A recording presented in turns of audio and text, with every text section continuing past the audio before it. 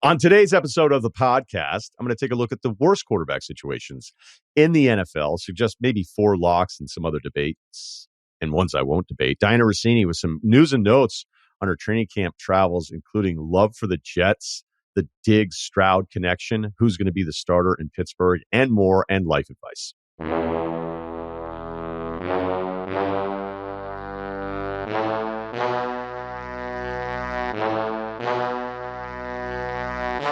You know, it's the offseason. Even during the season, I love talking about the quarterback. So I was getting ready for quarterback tiers from Sando, which should be out soon, I imagine. And I started looking at it, and I go, okay, wait, which teams have the worst quarterback situations currently? I thought I could get to 5. I'm not sure if I have 5. And I have my own little rules. You can have your rules. You can do your worst quarterback situations. But I feel like, and this may be just the hope of spring training in baseball, and this version of it, a different part of the calendar for the NFL, where there feels like there's a lot of depth at the position again. But hope will be replaced by a lack of depth, probably halfway and certainly by the end of the season. But if we look at the worst ones, this isn't in any particular order. The Giants are in it, and they should be in everybody's. Daniel Jones played 6 games last season. We know he was hurt. He was actually the 3rd highest quarterback on the Giants in quarterback rating, behind Tyrod Taylor and Tommy DeVito. I do wonder if we'll have moments years from now, like, remember that Tommy DeVito thing? That was interesting. Lived at home, chicken cutlets. Or maybe he goes on and plays a long time. I don't know. So we're looking at 5 years of Daniel Jones where he's thrown 20-plus touchdowns once in a season. That was his rookie year. His 4-year, $160 million deal that was announced is really more like a 2-year deal for like $81 million. So they could take on some dead money. We're going to actually talk a little dead money with Dianna Russini a little bit later. So look out, don't go anywhere. It's just really important looking at some of these quarterback contracts as they come through, and not just the old rule used to be how much guaranteed, how much in the first 3 years. But then there were these dead money numbers that you're always really afraid of. And now with the way the cap is gone, there's a lot of these dead cash numbers that you can kind of swallow more. So you just have more flexibility to be able to do this. So even if you still like him, Daniel Jones, because of the rushing and you're making injury excuses, and now they have better receivers and the whole deal, how many quarterbacks start their story with, and then in the 6th season is when it clicked? It doesn't happen. Maybe you'll find an exception. Maybe you'll find a couple exceptions. But if that's your game plan of hope, and I'm not even talking about the Giants because I think they knew what they were doing and they were going to give it another year because they had paid him the money, as opposed to maybe moving up or taking the next quarterback that was available in this draft. And maybe they didn't grade the guys in this year's draft enough for where they were picking to think, okay, after the top 3, then we're really not that interested. And that's entirely fine. But there's no list where you look at the worst quarterback situations that doesn't have the Giants on it. Cleveland, another one. So speaking of money, Deshaun Watson, 5 years, $230 million when he came over, and it was a full $230 million guarantee. Unprecedented, but it was also an unprecedented type of transaction. He's played 12 games for Cleveland, 12 games actually in 3 years after the suspension, where he wasn't playing with Houston, and then the carryover. Remember, he just wasn't playing with them, and then the suspension that carried over to his first season with Cleveland. Obviously he's been hurt as well, season-ending shoulder surgery. But if you look at the PFF grades the last 2 years, he's ranked 53rd out of qualifying quarterbacks for their grading system. Now, maybe you just want to be super dismissive of that, but I think there's also just the reality of go through any of the numbers. I am shocked that at his age, he is not even close to the same guy that he was in Houston. Somebody that I thought was like an MVP caliber quarterback carrying a Houston team that at times didn't feel like had a ton of talent around him. He was just making it happen every single week. And that's how good I thought he was. I mean, I had him in the top 5 certain years, or at least when you were having a conversation about the top 5 quarterbacks, I'd mentioned Deshaun Watson as well. Certainly he wasn't number 1 or anything like that. But that's the kind of guy that I thought we would see again as a player. And it just hasn't happened at all. I mean, we can get to the shoulder stuff, and there were times last year where you're like, something just looks wrong with him again. But the scary thing on the money is the base salary now jumps to $46 million this year and the next 2 years. And remember, the way they structured the first year was a really low first year number because of the fines from what they knew would be a suspension from the league. So his 6 games that he played, losing all the money on the suspensions, I think he lost like $600,000 or something like that. So that's why this contract is so backloaded, and that's why it's so scary the rest of the way. With Houston, his QBR was between 62 and 70, and 84 his rookie year, not a full season. He's in the 40s, average about 41 QBR the first 2 years with Cleveland. So it's the money and the fear that this could be one of the all-time disastrous contracts in the history of the NFL. Let's talk Vegas. It's just not exciting, and they avoid the rookie rule that I have, or the second year guy, even though I know Aiden technically is. O'Connell grades out as the 29th best quarterback last season. Minshew was 33rd. The money for O'Connell, he's basically free, 4 years, $4.5 million. Minshew brought in March for 2 years, $25 million. Minshew did go 7-6 with the Colts last year. Yay. I know that there's some talk, if you really get into the weeds with what Vegas wants to do, bringing in Bowers, having Mayer already there, Luke Getsy coming over from the Bears, that the Bears ran, depends on what you want to look at there, at the 12 personnel with the second tight end. They were top 10 in it, like 8th or 10th, something like that. So maybe there's some structure there where we'll see one of these two quarterbacks be just good enough to keep it interesting. It feels like O'Connell has a little bit more juice to him, but that also could just be the unknown of not really knowing who he is. Because I probably would have said the same thing about Jacksonville Minshew when he was in jean shorts and a mustache in 2019. Now, some of you will want to do this. Can an argument be made for Bryce Young? Sure, I'm not going to do it. I mean, I guess I could. If he has another bad season, no one thinks the Panthers are going to be good. You could argue, considering the resources that they put into this and trading for him, taking him number 1 overall, the pick ending up with the Bears, that, like, realistically, they may have to go one more season with him, and now you feel like you're in this holding pattern. You know, one of the Parcells lines about when you draft a quarterback that high and you screw it up, it sets the team back 10 years. I don't know that I ever believed in it. It's definitely not true now, but it could set you back 3 years if Bryce isn't really the guy. Now, the offensive line has been invested in. The receivers were not great options. It was a talentless team. So you feel for Bryce in that spot. It was not easy for a number 1 guy to come in with that situation, but I'm just not going to do it. For the same reason why I wouldn't put New England in this. I wouldn't put Denver here. I wouldn't put Minnesota in there because that's 3 rookies. I'm sure some of you could be interested in perhaps some Will Levis, but 9 games in, I'm not going to do that to him either. Kyler Murray's an interesting one.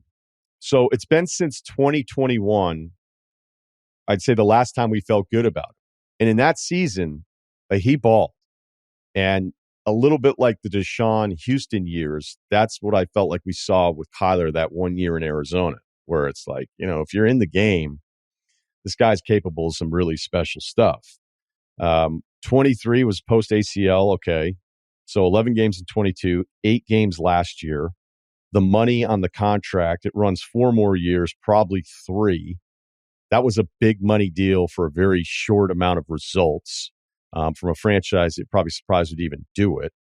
And we've been reminded at times that if it's a maybe cheaper ownership isn't the right way to go about it, but whatever. I mean, it's Arizona, so I don't think anybody's going to get upset and suggest that I'm wrong based on history here. But the cash out to a player like Kyler might make them way more patient than, say, another organization would be if they don't feel like he's the guy. But this is kind of his make or break year. The problem is, if it doesn't happen this year, you still have some massive numbers on his contract moving forward. So I don't know if Arizona is actually even in it. So let's not do that. Let me offer up something different. Pittsburgh. I'm excited about the Steelers. I'm not sure why. I guess I just can't wait to see what's going to happen. I get why Pittsburgh did what they did. Russell Wilson, Justin Fields, essentially both free. And after a year, like, let's go back 1 year for the summer of Kenny Pickett propaganda, and then the realization of this just is not the guy, despite all the glowing stuff that you read all summer long about his prospects. They figured, let's try two different things, but let's try it at the exact same time. And with Wilson, remember Russell Wilson when Denver went on a little bit of a stretch last year, and then TV shows were having segments basically called, "Should we apologize to Russell Wilson?" I would say instead you should thank the defense of the Broncos, and you should thank the flu for Mahomes' disastrous performance against Denver last year. So during his time in Denver, he was sacked 100 times, the most in the NFL over those 2 years. But with Wilson, you can't just say, oh, well, they didn't protect him. He didn't have time to throw, because he actually has a lot of time to throw because he holds onto the ball for so long. And even the great version of Russell Wilson, the one flaw perhaps in his game was that by keeping plays alive, the price that you paid for that was that it was going to be impossible to hold onto your blocks long enough to avoid some of those sacks that were on him a lot. And I don't know that quarterbacks see it that way. I remember back when he was still in Seattle, and he was kind of hinting at his own frustrations, and he'd brought up the sack stuff, and you go, man, all those sacks are not on the O-line. And look, I love the stuff on 3rd and 7 where he's going one way, rolling the other way, Fran Tarkenton type shit, where all of a sudden he's finding a way to just get a little, just 7-10 yard pass to some guy, like the baseball player in him, moving the sticks. And it's like, that's something that he can do that very few players can do in the league. The problem is we're just not seeing enough of it, and he's still taking all of those sacks.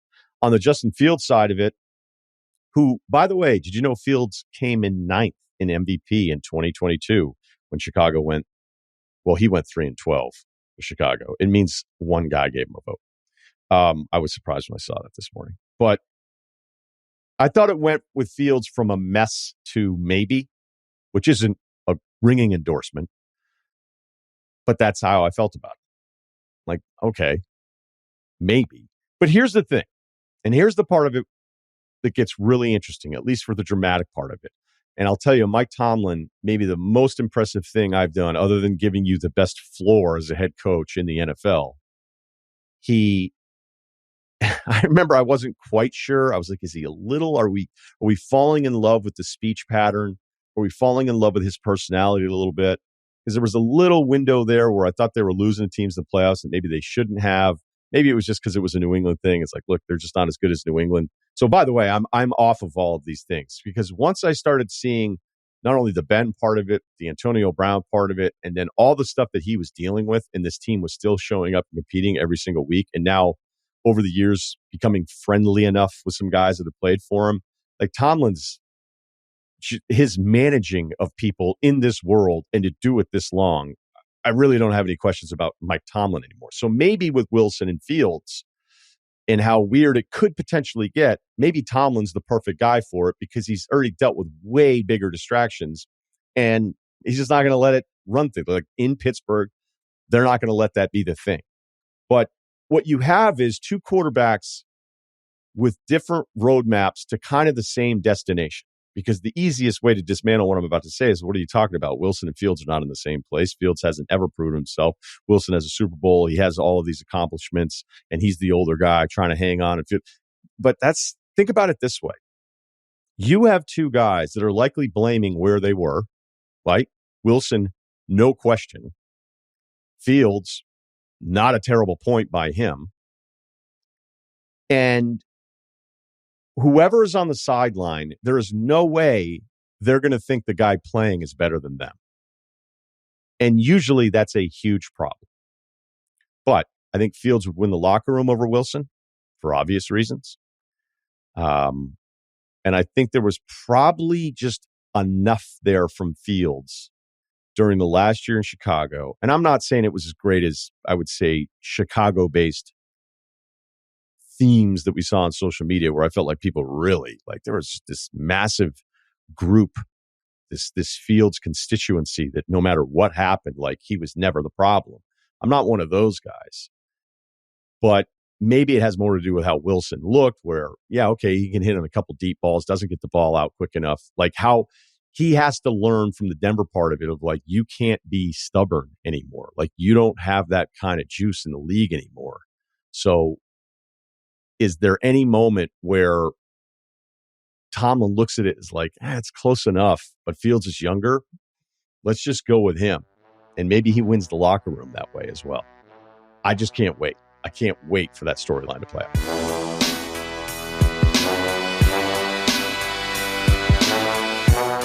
Joining us as we get ready for more preseason football from The Athletic and her new podcast, Scoop City, with Chase Daniel, twice a week. It is Dianna Russini. Good morning. Good morning, Ryan. Why didn't you give me a warning that hosting a podcast is going to be really hard? You gave me no tips. Like, you just left me out here alone trying to figure this space out. It's hard. Well, post radio, I just don't think it's as hard. So I was probably the wrong person to talk to. Yeah. Going from TV to this it's just a different beast. But here's the thing. A podcast is a TV show. That's what I'm learning. Like, everyone just thinks it's, you step in front of the microphone and you just start talking football. There's so much that goes into it, which is why you have to have a really good staff around you, which I know you've had one for a while here, which is why you've had so much success. It's everyone else. It's not you. Yep. It's everybody else. Never take credit for any of it. Look, you're also reporting, though. That's why we call it Scoop City. And that's why I want to have you on, because there's a lot of different stuff that I want to talk about. You're at Jets camp now. I'll leave it open on this one because I think there's obvious stuff that we could all understand. But just Jets camp vibe, how they feel, Rodgers healthy. What's it like there?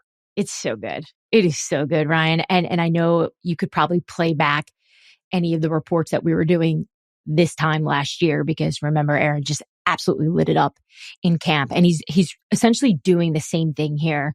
I would say the only difference that I'm seeing this year, and this is even just through talking to people here down on the ground, is they've had some bad days, but stuff's getting corrected quicker. Offensive line, some bad snaps. There were a few practices that were having some issues. Next day, fixed, cleaned up. So in terms of the big picture of the New York Jets this season compared to last, I will say there already seems to be less noise. They know they're good. The offense looks really sharp. The defense always looks pretty solid. But the fact that it doesn't feel so out of control the way it did last year. Remember last year, Salah's like saying the word Super Bowl in press conferences. It was insane. Everyone has been humbled. That's what it feels like. They're just toning it down and just keeping it on the field. Okay, you're right. I mean, even as you mentioned Salah, I go, wait, I haven't even thought about him. Like, I'm serious. I mean, maybe that's just me not being locked into Jet stuff every single day. Maybe it's purpose, though. Ever think of that? Yeah. After what he went through last year, I think that there were a lot of conversations had with him in this offseason of, we need to change things up. Now, look, just recently, to remind you, you may have heard that he came out to the media and said, Aaron Rodgers is probably my instinct is, he's probably not going to be playing in any of these preseason games. And Rodgers gets up to the podium and then he says, oh, that's news to me. So it's never good when the quarterback is finding out he's not going to be playing the preseason games by the media. So they probably need to keep communicating better. But in terms of the relationship overall, I haven't heard of any significant major issues between them. I know you spent some time with the Texans, and Stroud was one of the biggest stories of the season last year. What did you learn about him with your time there and the team? Because I just was seeing your tweets and you talk about it. You seem as all in on him as anyone. I am all in because I got to see it up close. I didn't get to see him in person that much last year. So to watch him in practice, and I was told afterwards that was his best day. So I definitely saw the best version of CJ. I did go back the next day too. And look, he still looks good. It's the stuff he's doing, in the huddle, how he's getting them in and out. The penalties aren't looking that messy and sloppy like they were a few weeks ago. They've cleaned up some of that from what the guys were telling me there. I had a great conversation with Stefon Diggs. That was my highlight of hanging out with the Texans, because Steph is pretty quiet right now. He's just laser focused. So it was good to talk to him about what he's seeing from CJ. This is a guy, obviously, who just played with Josh Allen. So we weren't playing the comparison game. We didn't get into that, but we were talking about how much CJ is the guy. And I asked him specifically, well, what is it? Like, what is he doing that makes you so confident? And he's like, he just knows he's the guy. And he's like, I've played with quarterbacks that believe they are, but it doesn't always translate on the field. He's like, he knows it. He carries himself that way. And then he goes and does it on the field. And to have that much leadership and confidence, it's such an early stage of his career. He's like, this has been such an incredible moment for me in my career.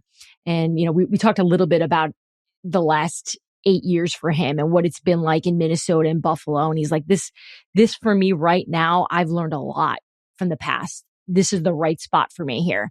And look, I talked to D'Amico too, his head coach, about the concerns about Diggs. I mean, he comes with problems. He does.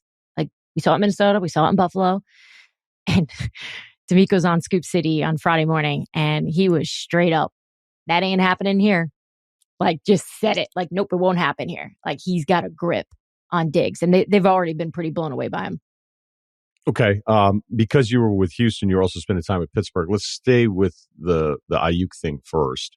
So the reports over the weekend were Cleveland and New England both had things in place that apparently San Francisco liked, but it seems like Aiyuk didn't like the contract options.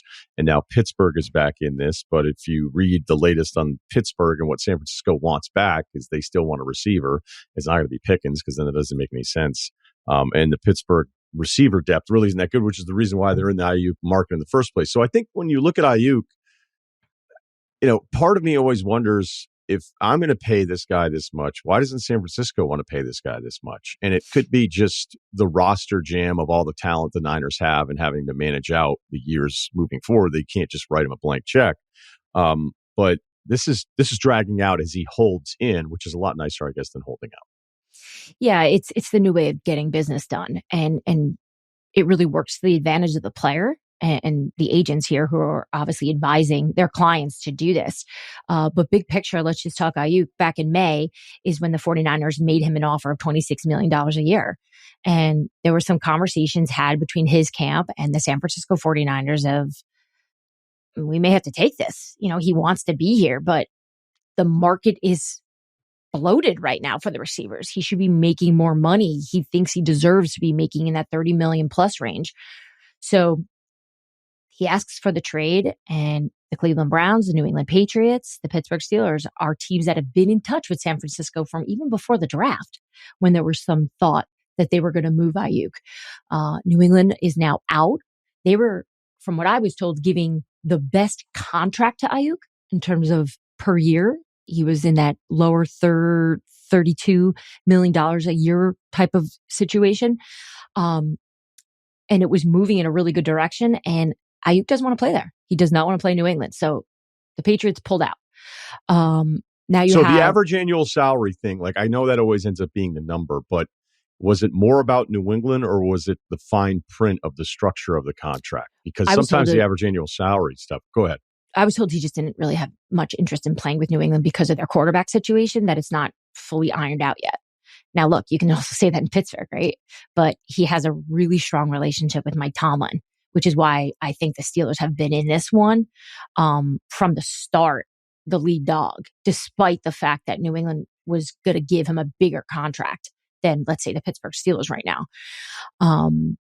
So look, there is still, this could change by the time this podcast drops, but there's still a world where he stays in San Francisco too. I don't believe they're going to move off that number, because if they weren't going to do it yesterday, they're not going to do it today, right? In terms of changing that. They would have done it already to get him on the field. Kyle wants Aiyuk playing. He doesn't want to see him standing on the sideline and just sitting in the meeting rooms. So now this is really to come down. Can the compensation from Pittsburgh be enough for San Francisco to make the deal? And, all signs show that Aiyuk would want to play in Pittsburgh. And I was told, in terms of the money, he's fine with what the contract is being offered to him. So we'll see if the teams can sort this out. But again, he may get cold feet and go, you know what? I want to stay with San Francisco. They're a team built to win right now. Okay, let's stay with the quarterback situation then in Pittsburgh, because who do you think ends up winning out the starting job? This is my favorite story in football right now, only because you have it. First of all, I believe it's not dramatic, but I find it all the different storylines headed into this quarterback competition, which it is a quarterback competition, just because Mike Tomlin calls it the pole position, which is such a funny term to use. I'm like, yeah, Russ is the veteran. Of course he's going to get first team snaps. He's got the most experience. Justin still has to grow. He still has to learn this offense. And we know Russell Wilson has been dealing with this calf situation. And from what I was told, Justin Fields has an opportunity to become the starter. Like, there is a world where we live in where week one, he's named starter because you just look at it from Mike Tomlin's perspective. If Fields is out here balling, but he wants to stick with Russ just because he's the veteran guy. That's the worst thing he could possibly do as a coach, knowing that everyone is seeing what Justin's doing on the field. You have to play the hot hand. You have to play the guy that's earned it. So look, Pittsburgh has not made a decision about it. They want to give Russell an opportunity to go out there to see what he can bring to this offense and see if he can actually beat out Justin. So it's still early to name him the starter, but Justin Fields has made a really strong case that he could be the starter. I would also think in the locker room, Fields is going to be somebody that guys connect with more than Russell Wilson. Yeah, it's a really good point. I don't like using the Denver situation as the example or the model of what and who Russell Wilson is. Do I think that there were parts of his personality that definitely rubbed that organization the wrong way? Clearly rubbed Sean Payton the wrong way. But Sean Payton and Russell Wilson was always a bad mix, in my opinion. I never thought that was going to work because there's an ego that's almost, it's almost similar. So has Russell been able to learn from maybe some of the feedback that I know Denver gave him from his time there to see if he can maybe go back to leaning into the things he does well as a leader?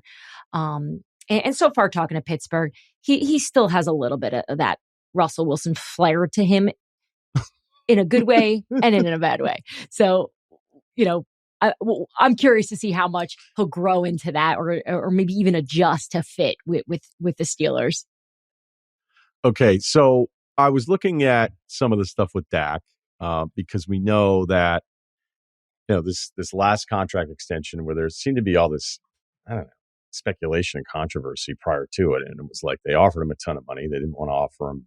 He didn't want the extra year, and it worked out in his favor. He had a great statistical season this year.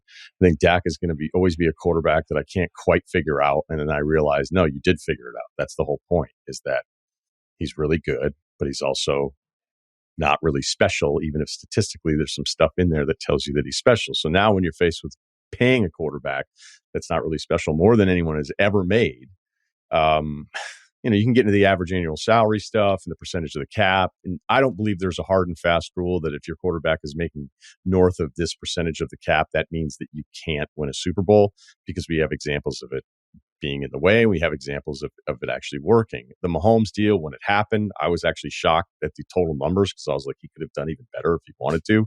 And now his average annual salary ranks 11th amongst quarterbacks. And a lot of that is just kind of the timeline of who's done the newest deal, as you know. So with Dak, and even any quarterback that you're paying this much, is you're not just paying for him, you're paying for the insurance of the unknown of not having anyone in the position.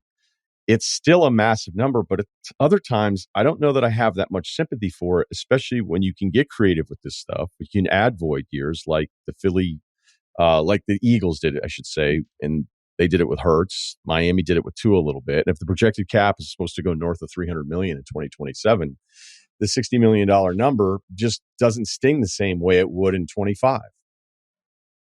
I remember the first time I said on the air, we'll call it, because I think it was on my podcast, that, no, you know what? I think it was Cowherd. I said that Dak's going to be the first $60 million quarterback. And I remember seeing the headlines the next day, and it was like everyone was so surprised by it.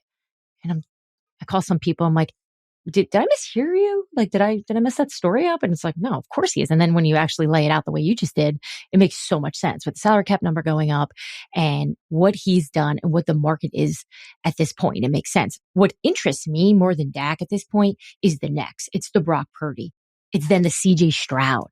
Like, what's that number going to be? Like, he's got to be thinking about that already, of like, if Dak is going to be at 60 and he continues to have success, and Brock Purdy, if he's able to take the Niners back to the playoffs, how does his agent not walk in there and say, yeah, we're starting a few million above Dak Prescott? How could you not? You may not believe, if you're listening to this, that he's worth that much, but that's what the market's going to dictate. And maybe Brock is going to be that good. So look, for now, the Cowboys, we had Stephen Jones on just about a week ago, and he was very optimistic this is going to get done, and I check in with both sides pretty much every other day just to see if there's any movement. And everyone just says the same thing, which is it's We're having good conversations. We're having good conversations. And when you sign a quarterback, we had Tom Telesco on recently. And by the way, this isn't me like plugging Scoop City so much. We just have been really fortunate that we had great guests share a little bit into what goes into these deals. And, Telesco did the Justin Herbert deal. And he said, sometimes what people don't realize is when you're signing a quarterback, there are so many people involved. There are so many red lines and T's crossed, I's dotted. There's just a lot that goes into it, which is why the Jordan Love deal took a little bit. Tua took a little bit. It was like, all right, you want these guys. What's taking so long? It doesn't move as fast as we want it to in the way we think it works because everything we all do in our daily lives, we're able to get done so quickly. So I'm not making an excuse for Jerry Jones, but I can tell you they're not panicked about getting it done. Yeah. I think whenever we see the headline of what some of these numbers are, we should just always pay attention to how quickly the cap continues to increase. And you can't just look at 60 million against, we're using Dak as the examples of 60 million, but not that long ago, north of 40 million felt like it was crazy. It's like, okay, but that's when you were dealing with a $217 million cap.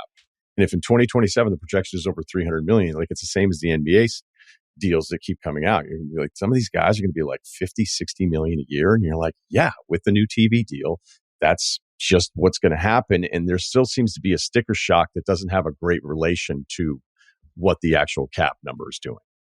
A few years ago, so it was when Kirk Cousins signed with the Minnesota Vikings.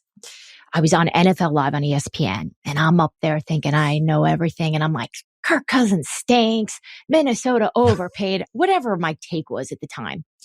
And I look down at my phone, and I have 4 missed calls from Bill Parcells. I'm like, what? Like, I thought something was wrong. So commercial break, I call him. I'm like, Coach, you all right? He said, who are you to say that Kirk Cousins doesn't deserve to be paid that kind of money? I said, wait, you don't think I'm allowed to have an opinion? He said, it's not about whether or not he deserved it. That's what the market is. That's what Minnesota has to pay. Don't ever go out there and talk about a quarterback or another position player's money because it's not up to anyone. It's not up to them. This is just what the market is. So I always try to keep that in mind when we talk about these numbers.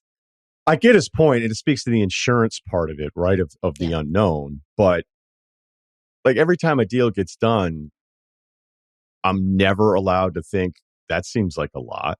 And I think that seems to be, I would imagine, the frustration if you're on the ownership side, who nobody's rooting for them, but maybe if you're just on the GM side of it, where you look at Tua's deal and go, okay, like he's all right. There's a high ceiling version of him that's terrific. There's, I think, a floor to him that is below some of the other people numbers wise where he's at. And then you look at the deal and you go, okay, so he ends up at 53 million plus a year. Like it just doesn't seem to exist that a team could say, we really like our guy, we want to re-sign him, but he's not those other guys. So can we do a number here that still allows us some balance with the rest of the roster?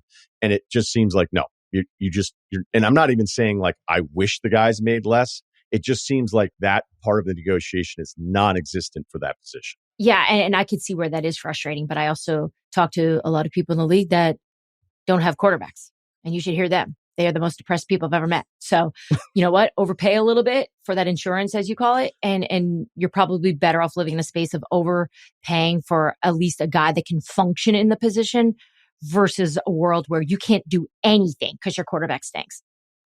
Okay, so quickly, was there any reaction to some of the new deals that you thought was specific? Because there's an argument to be made with the Jordan Love deal where you go, you just paid him more than anybody else ever. And he played like a great half of the season. Now, part of it was too, because he was sitting around for a longer amount of time than somebody else who would normally get this kind of contract. And I'll admit that at some point last season, watching Jordan Love play, where I thought the light just went off. All right, wait, this guy might be awesome, as opposed to just having a huge question mark next to him prior to this. So, and if Green Bay's willing to do it, right, on top of everything else, that's how great they feel about their own guy. But I didn't know if there was maybe an anecdote here or there that you'd got from somebody else after one of these deals, or we're just going to be repeating everything we just said because of the rules of this deal. No, it's a good question because I was asking it about Jordan's deal because to me, I was surprised that I was almost going back to the conversation we were having of, man, he's going to make top of the market for just, like you pointed to, a half a season. Let's just call it the full year to give him the credit. Yeah, we'll call it the full year. Let's just call it the full year. Yeah. And again, going back to what Telesco said, all these people involved, because they know this is the franchise guy, this is the face of your team, blah, blah, blah, all everything that goes with that. And really? That's it? Check mark? There was a time a few years ago when I'd heard that they didn't think that Jordan was going to pan out. So we went from some thought in the building that he wasn't the guy to now, oh my gosh, let's pay him. And he's the highest paid quarterback right now. So yeah. And when I did speak to some people about that, I do believe it just comes down to what the building and the people that are coaching him believe in. And Matt LaFleur is considered to be obviously a really good coach. And I think a lot of that deal has to do with Matt LaFleur and the offense that he's been able to give, or at least how Jordan's able to have success in his offense that has helped him. And they believe he still has so much more in him, obviously, right? If they're giving him a deal like that. And the average annual number 2 is kind of baked into the headline of the 4-year 220. And then you get 48 hours of the contract and you realize, okay, there are some out years here where the dead money, especially again, with the increasing cap, like some of these dead cap numbers, or these dead money numbers, I should say, 30 million used to be like, oh, you can't even operate, like close up shop. And now you can absorb it. Like we've set records with some of the dead money. Not like all the time, but it's just a much easier pill to swallow, especially if you're going to move off of somebody. Okay. Speaking of moving on, and the last thing that we'll do here, because I know you're going to run, all of this Eagles stuff with Sirianni and these features. And I know there was a big piece on ESPN about the relationship between Hurts and Sirianni. It is incredible how quickly this went from beloved guy in the locker room to a disappointing second half of the season to now it feels like his days are numbered. I mean, this seems dramatic. It feels it right now to you because it's just being reported. So 3 weeks ago, I put out the first piece that there was a disconnect between Sirianni and Jalen. And I sat on that for 4 months. Everyone in Philly knows. Everybody knows. It was the worst kept secret that Jalen and Nick were struggling connecting all year long, even when it was good. And I think that's the important part of this. Not when things are bad. All relationships turn into, become issues when there's conflict. But to hear that the relationship wasn't great when they were having success, that every win felt like a grind, that to me is a problem. Now, look, things have changed. They have worked on this. The addition of Kellen Moore is more, apologize for the pun, than just him coming in to run this offense. It was to separate Nick from having full control over the offense. And this is Howie Roseman. This is Howie Roseman making the calls here. Nick, you're going to be the manager of this team. Kellen Moore, full control of the offense. And let's see if we can get more out of Jalen and do things that you want to do, that you're comfortable doing in this offense. Because obviously Sirianni and Hurts weren't on the same page all year long with what they wanted this offense to be. So I know it feels like, oh boy, troubled waters. They know that they had this already. So I can tell you just the feedback coming out of Philly on all the stuff that's been coming out over the last few weeks. They're not really stressed about it at all. In fact, I spoke with Saquon Barkley a few weeks ago about what it's been like in Philly. And he's like, Jalen is just really focused on football. And if you could understand where he's coming from, you're good for life with him. It's just making sure you can get on that same page. And I think that's what Nick Sirianni, it may just have taken a little bit to do it. And I'm told things are good. We'll see. Okay. Always good to spend time with you. Enjoy the rest of Jets camp today. Again, Scoop City, twice a week from The Athletic, Dianna Russini and Chase Daniel. All right. So let's do it again this season. Thank you. Thanks so much for having me. You want details? Fine. I drive a Ferrari 355 Cabriolet. What's up? I have a ridiculous house in the South Fork. I have every toy you can possibly imagine. And best of all, kids, I am liquid. So, now you know what's possible. Let me tell you what's required. Life Advice. The email address is lifeadvicerr@gmail.com. We do have a couple update things here. You mentioned the Tom Engel story. We were talking about the vasectomy guy. and just not like they have a 10-year runway of not liking each other at this CrossFit gym. So I think based on the email, that was very specific. But I do think, is the example I use, coworker Tom Engel at ESPN, that you can have something go like off and then it becomes something that it shouldn't even become. Well, Tom reached out to me last night and said, I've never liked you. I like that. No, just kidding. He sent a text and we were laughing about it. We actually talked on the phone for like 5 minutes last night. It was just pretty funny, but it definitely was more of a creation for me than it was him. Like he was like, really? And I went, yeah, it was the very early beginning. And of course he was just like, oh, wow, that's hilarious. However, the more important part of it is when I said that he was a high school pitching legend, somebody looked him up and I had known this, but I'd forgotten the exact reason he was considered legend status as a high school pitcher. He pitched 6 straight no-hitters. Oh, wow. Is that good? Yeah. AAA ball? What is that? No, it's in high school. AAA, dude. I mean, you know. Oh, well, we had in high school, like our football. Oh. Arlington was there's class A, B, C, and then there's AA, AAA. Good when catch. You're playing with the big boys. Mm. That's right. Each state kind of does it different. I remember, I think Mass is like a bunch of A's, and then Connecticut was like L, double L, I think. L, yeah. I don't know. It could have all changed. Yeah, it was a double L still. Yeah. So there you go. But yeah, he was really good. But yeah, it was kind of funny to catch up on that. Okay. We did have a request that the podcast just become all books. Yeah. I love that people like the books as much as they do. I would have to move back to Connecticut, I think, if I just did a book podcast. Saying there's a ceiling on that. So unless I thought I was capable of doing the best book podcast in the country or one of the 3, I don't know that I'm confident about a lot of things, but I don't know about that. And then you're just reading even more. That's what I was going to say. You're opening yourself up to a new audience who isn't just like, hey, the sports guy really got a handle on this thing. It's like, this is your president. Come on. So your argument with physics is that. So I don't. Well, if different type of Reddit page. If that was your full-time job, like, well, how many books do you think you can crank out a week? Because that, like, are we just doing one a week? Well, there's certain books I couldn't read in a week, obviously. Like Napoleon took a while.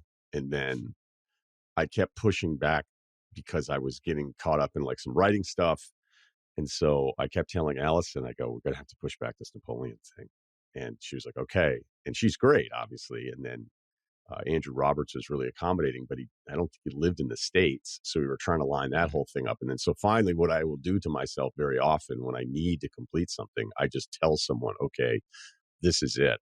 And like, I'll have this for you at this date. And when I say it, I immediately regret it. But at least I know I'm giving myself some kind of deadline. And even if it's like a week past that or whatever. So with the book part of it, with Napoleon, that one ended up really biting me in the ass. I read, I think, the last 200 pages over the course of like 18 hours. I just, not 18 hours straight of reading, but I woke up the next day. It was like, you have 200 pages to get this done by the time you have to tape with him tomorrow. And I wasn't psyched with myself that day. Yeah. Because that was tough. It was tough to get through the whole thing. Bill righted it. Fuck it. We'll do it live. We'll do it live. Like a lot of the books, I think, like you could have read Conquistador in a week. I don't know. Are we really going to do this and hash it all out? The math of all this thing? But yeah, I think we've already done enough. All right, let's get to a couple emails here. I live with my ex-girlfriend. Sweet. So 22, 6'1.5", 144 pounds. Insert bald eagle screech for using your measurement system, which, fun fact, that famous screech is typically actually a hawk screech because bald eagles don't sound like that in real life. They're more wimpy. New stuff for us. Thank you. 17-year-old Giannis, if he was 8 inches shorter and could inexplicably get hot from 3. That's enough. Giannis in a lot of like customized comps here lately. I still love the Nash Giannis comp. God, that was funny. Working on building my gym stats back up to non-embarrassing levels without disconnecting any limbs from my body after a quad injury, but I play AFL and basketball for my university. Oh, okay. So that's Australian football, I imagine. Yeah, so I'm reasonably fit. By the way, I feel like Ryan would really appreciate AFL, especially off-peak when there's no sport in American summers. That's the thing, boys. That's the author time, guy. We already covered this. Yeah, reading books. Yeah, just tough for your guy to go, let me jump into an entirely different sport during this 6-week stretch of not having to be too locked in. Anyway, I'm reaching out because I'm currently living with my ex-girlfriend, whom I dated just over a year, and my best friend in a 3-bedroom house right next to the city. The place is awesome. And compared to the rest of the market, really good value. We're currently in a historic cost of living crisis and practically have an unregulated housing market that's driven prices up like crazy. Originally, he tried to say, originally she moved in with 2 of her workmates whilst we were dating, and their lease ended. I moved in, and then so did my friend a short while later. Jump forward a few months later, we've broken up and are now trying to work out the just being friends thing. A little more context. Since I've moved in, the place has been upgraded a ton. There was no functional living room, no TV, dining table, no decor. We're also all bartenders, and during the weekdays, either work, other jobs, or to uni, there's often little overlap in which we're all home at the same time. The relationship was also pretty clearly not working for either of us, but since being broken up, we both admitted to still having feelings for each other. However, she's been pretty clear she doesn't see a future of us being together in that capacity. If I'm being honest, I probably only remembering the good parts anyway. I really love this house, and I really don't want to roll the dice on trying to find a new roommate if she moves, because she's objectively a good roommate, and I'd want to find a way to be friends. I also don't want to move out myself after just moving in and putting so much into the place, especially as I'm in my last few semesters. She also has a ridiculously cute dog who loves me way more than her, which is quite funny. Any ideas would appreciate it. Look, normally this is a non-starter for me, just my personal opinion, because there's always going to be one person in a relationship that probably would like it to work out, which is going to lead to that post, yeah, it'll be fine phase where everybody's just lying to themselves. But it sounds like you really like this house. You're giving us a lot of reasons why you want to stay. So it sounds like the core answer, yes or no, do you want to stay in this house? You're saying yes. I don't know if it's just the natural, like, hey, I spent time with this person intimately and now they're around, so maybe I do kind of miss it. I do think a lot of the science gets rewired when male and female are sharing the same living arrangement, where you can be somebody who are just friends, and then there becomes this, just the laws of attraction change. I've seen it too many times. Like, I remember being asked to live with somebody. I think maybe the only time I've ever lived with a girl, and I dated her friend, and I thought she didn't like me. We knew each other from college, but it was a very like the dynamic of it didn't even cross my mind. Right? It just didn't. And I was young and an idiot, but I normally would warn against this, but another thing I think is working in your favor is that you're all bartenders. So if you are, then your social circle is kind of, I don't want to say that it's fucked up. It's just like stuff happens when you bartend, right? So it's kind of tough for like the bartender to date the other bartender at the same bar. That's probably just as challenging as it is to maybe even live with somebody else. So if you are actually this mature at this age, still in school, and you think you could pull it off, I wouldn't tell you to pull the plug the way I would say to other people, because I just think you're reasoning the way you've laid it out. But you just have to be ready, or to be aware of that late night where it goes down and then alters the dynamic all over again. So I don't know what you guys think, but go ahead. I have to keep reminding myself I had a different college experience than a lot of people. Like, we were effectively like a bit of a gang, with this Latino fraternity thing. And then it just felt kind of like the origins of the gang before the Latino fraternity thing. And then just like we kind of became an offshoot gang after it. It just kind of felt different. Like, but I guess my point is, like, this would be a non-starter. Like, I have friends at St. Lawrence that want to chapter up. They want to start one up. if they're going to be checking the swipe times of when kids go back to their dorms, I would say they're going to have a tough time there. But I think, like, for me, this would have been a non-starter, because I'm going to be like, oh, this is going to ruin the vibes. Like, this is totally going to ruin the vibes. I wouldn't even consider it, blow the whole thing up, find it. But that's just how important that was to me. And I think I just have to remind myself, people have different sort of college experiences. And this guy's more about having this nice house that he feels connected to or whatever. And me, it would have been like, where's the gang at? But so it sounds like he wants to just kind of Jerry and Elaine this, right? Like he doesn't, I even thought this was going to be, how do we get her out? I was like, oh, you got you and your other guy. You can maybe vote her off the island somehow, make it uncomfortable. But he actually wants everything to stay the same.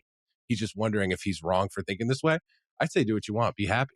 Sounds like you actually don't have a real problem here. You're just like, should I be doing this? Even though should this be a bigger problem? Right. There's a lot of interesting strings to pull on this. The first one I thought of was, when I graduated from college and then like started working and then really started working at ESPN, I lived at home for a couple of years. I think when I started working on SP and Russillo, Ryan, I was probably still living with my parents, which is hilarious. Come a long way. What's up? But it actually wasn't that big of a deal because most of the time when I was living with my parents, I was working like overnight. So it didn't really matter that I lived home. If it was like a normal 9 to 5 and I was coming home and I was like eating dinner with my parents, but I barely saw them. And that's what it feels like for you with the bartender thing and you guys doing all this different stuff. Yeah, you live together. It might be a little weird and not ideal, but because you have an abnormal lifestyle, it's kind of not that big of a deal. Like, it doesn't really matter. If you're all coming home to dinner at the same time and you're hanging out in the living room at the same time and you're spending all of this time together with an ex, yeah, that might tug on some heartstrings to be a little bit awkward. But I think because of the situation, it's kind of fine and unique. The other thing was you brought up that she has been adamant that she does not want to rekindle or doesn't see anything long term, which kind of leaves us to think that you do or are interested in doing that. So my only thing to you would be if this is like, if any part of this is like you leaving the door open to get back with her and you have your hopes up, that's probably not a great idea. And maybe you should figure something out. But if you don't care and it's not going to like break your heart if she brings some guy home one night and, you're not going to get super bummed out about that, then I kind of think there's no victim here. I think you're all just kind of taking advantage of a good housing situation.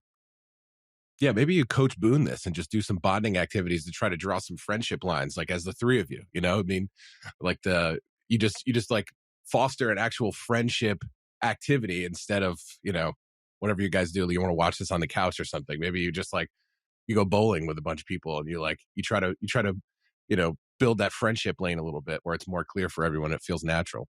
Then every experience you guys have been like dating and living together like, in this new weird area, but you just try to make it feel more normal by doing friend stuff. And then you can maybe really Jerry and Elaine this. I'd ask like, are there going to be times like, one, do you want like the random, you both get home from a shift, it's 2 a.m. and you're kind of feeling a certain way and you hook up? Like, is that going to really screw some stuff up? Or are you going to get bummed out if that doesn't happen? Are you like, what are your expectations, I guess, for the situation? If you don't care about her, like not as a friend level, but just as like a dating her level, then I don't think it's an issue. But I also realize that's kind of like hard to say like, oh yeah, I don't really care about her, because there's going to be a time when you're likely going to look at her in that way and be like, man, I'm kind of bummed out that we're not together right now. Also, as a dude with money, moving sucks. It's one of the worst things I can think of right now. If I became evicted or something happened, and they're like, hey, they're knocking this building down, you're going to have to move. Like, I'd be really fucking depressed for a while. It really sucks to move all your stuff as a dude who doesn't really have money to move stuff. It sucks. So I can see why you'd want to put that off. And I think maybe you should.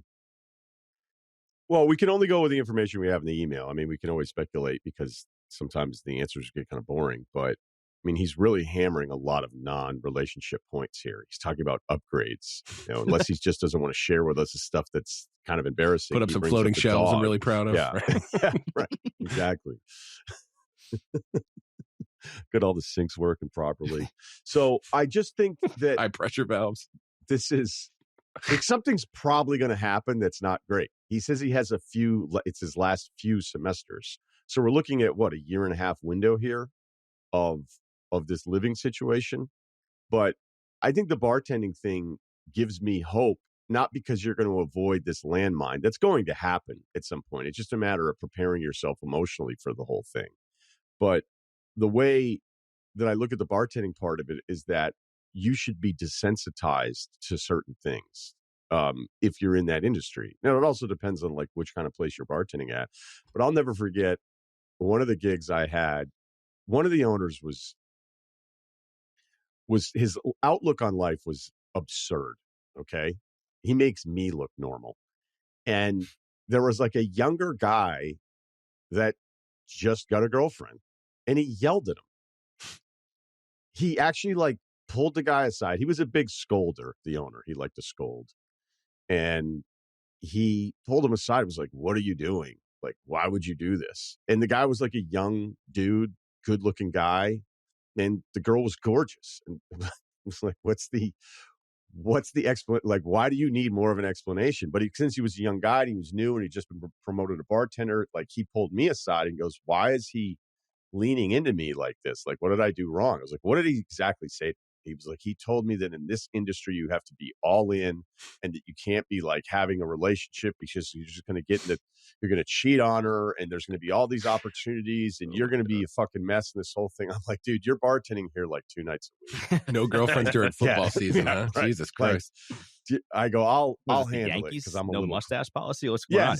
Yes, seriously. Huge Yankees fan too, by the way. But it was this, the kid was totally right. But because he was so young, he wondered if he was completely wrong. And he was so confused. And he was asking, like, am I supposed to stay single while I work here? Like, I don't understand. I go, dude, don't worry about anything that he said. Like, he's a crazy person when it comes to this. So don't worry about it. You're not going to miss out on any bonuses, dude. It's not that kind of place. So it's yeah, right. This wasn't some startup. Like you're coming in at 7, cutting some fucking limes and then moving the mats at 2:30 and counting your cash. And then you'll do it one other night.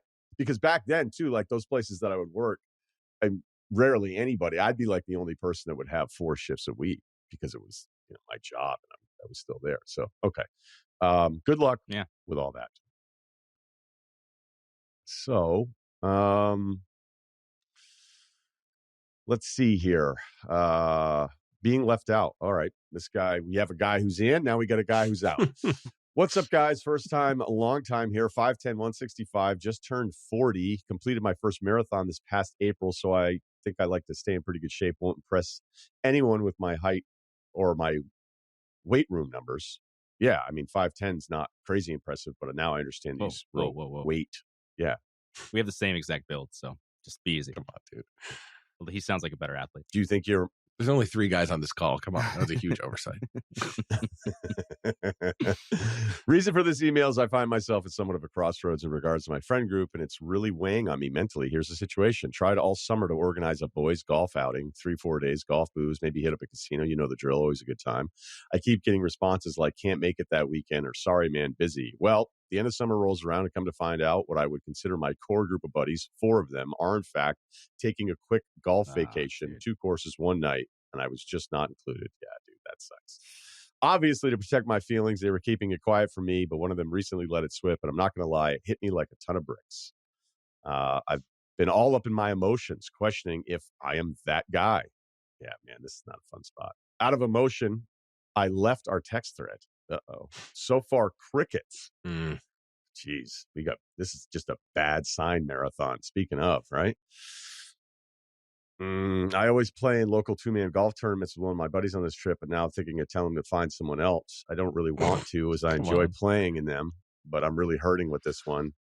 I get the fact that 4 makes the perfect golf number, and there's undoubtedly going to be someone left on the cutting room floor, but what makes it sting and makes it hard to move past is my repeated attempts to try and get something together and being told no when all the while they knew they had something in the works. A simple, hey, man, we're going to do our own thing. It just didn't work out. Having you go along would have at least felt a little better than this. I agree. It would have felt a lot better than what you're feeling now. Unfortunately, that's just not how people operate.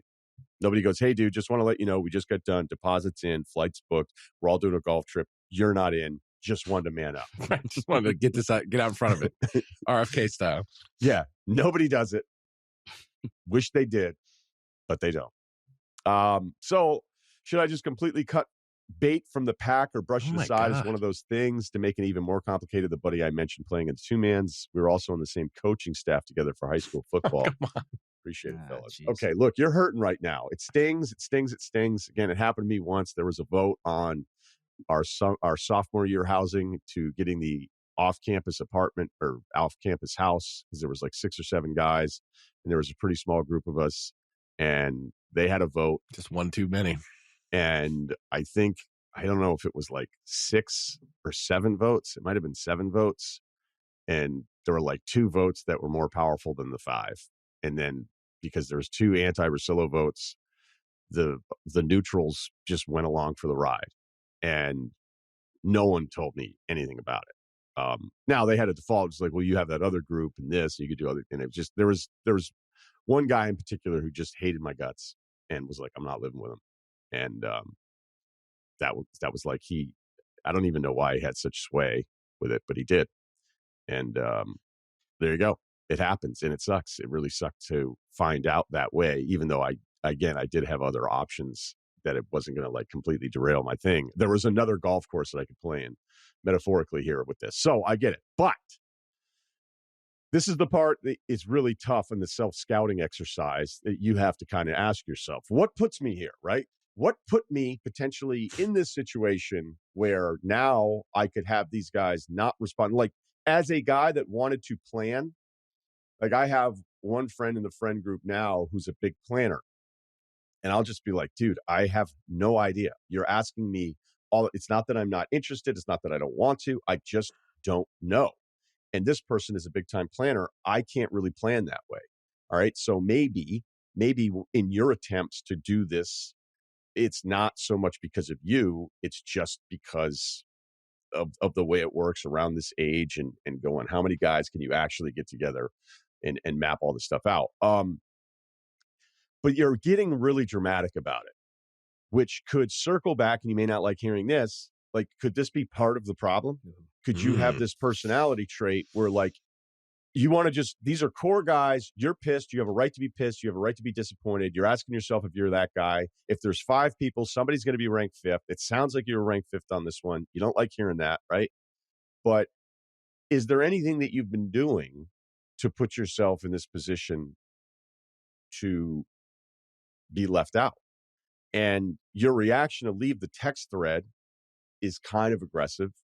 But the fact that none of them have reached out, there's not one of the 4 guys that could have gone, hey, dude, like, I know it kind of sucks or whatever, but like, let's not turn this into something else. Because I'll tell you what, I've got a list of emails of dudes looking for friends. You may not want to start this all over again because of a golf trip. And then saying there's somebody I playing in these 2-man tournaments, and now I don't want to even invite him. And now you might want to relax as much as you're hurting right now. And I'm not saying you're wrong to be hurting. You might want to relax on the retribution angle on all of this, because that's going to make them feel even more justified. And now we're talking about like forever stuff. Yeah. Like ultimate surrender. Yeah, this is an ultimate charger to the game scenario. I mean, this isn't a bachelor party.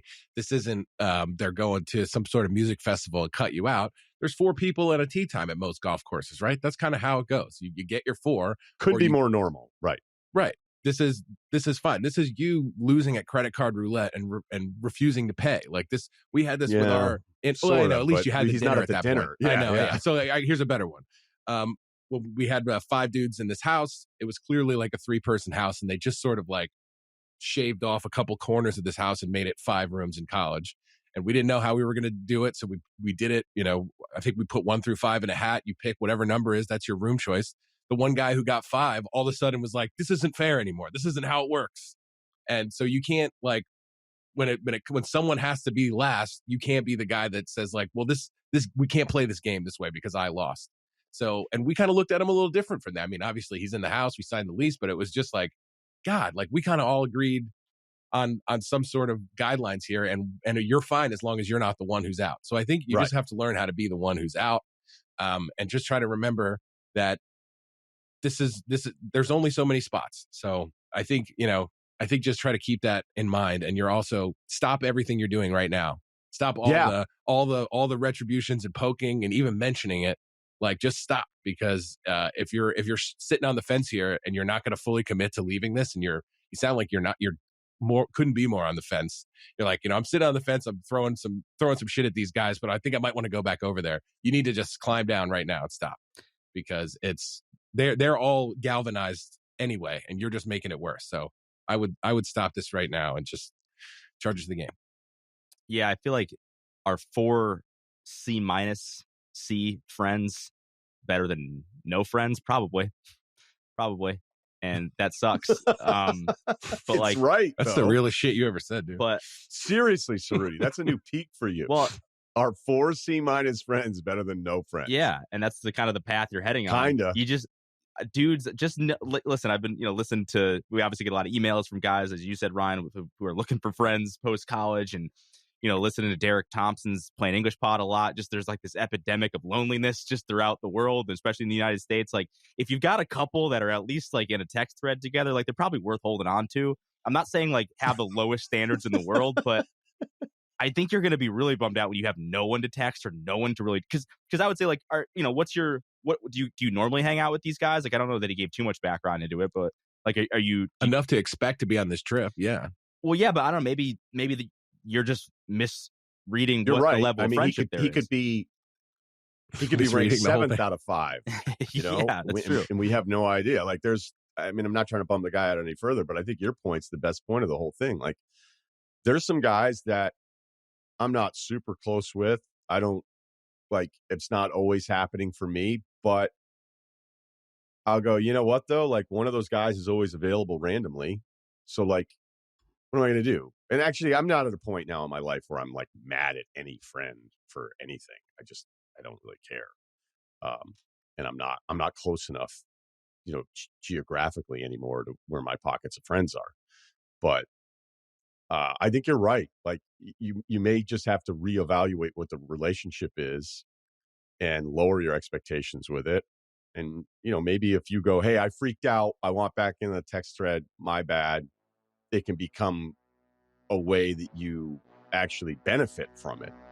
But there's also an underlying thing here, and I don't mean to bum out the emailer even more. Like I am worried that what if you actually just are that guy?